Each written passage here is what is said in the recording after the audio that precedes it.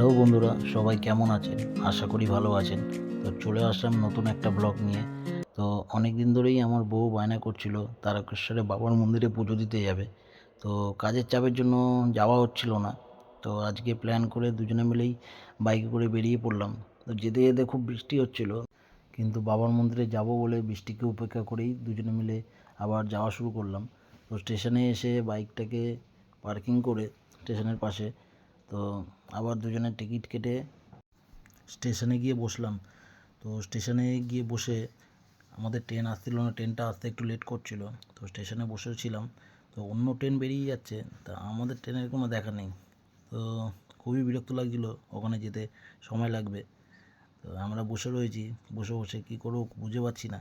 তো দুজনে মিলে একটু ভিডিও শ্যুট করলাম, একটু ছবি টবি তুললাম। ছবি তুলতে তুলতে তো ফাইনালি আমাদের ট্রেন চলে এসছে।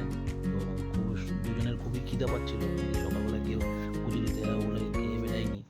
তো আমরা দুজনে একটু ভিডিও করলাম, একটু ফটোশ্যুট করলাম।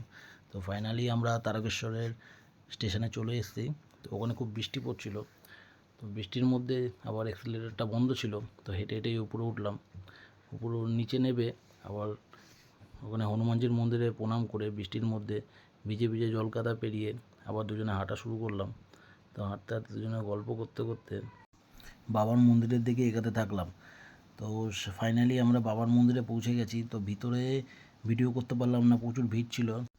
মন্দিরে ঢুকে ভালো করে পুজো দিয়ে দুজনে মিলে স্টেশনে আবার চলে আসলাম। স্টেশনে আসতে দেখলাম ট্রেন চলে এসছে। ট্রেনে বসে দুজনে প্রকৃতির সুন্দরতা দেখতে দেখতে আবার বাড়ির পথে চলে আসলাম। তো দেখা হচ্ছে পরের এক নতুন ব্লগে। তো আমাদের ভিডিওটা কেমন লাগলো like and comment and subscribe করে অবশ্যই পাশে থাকবেন।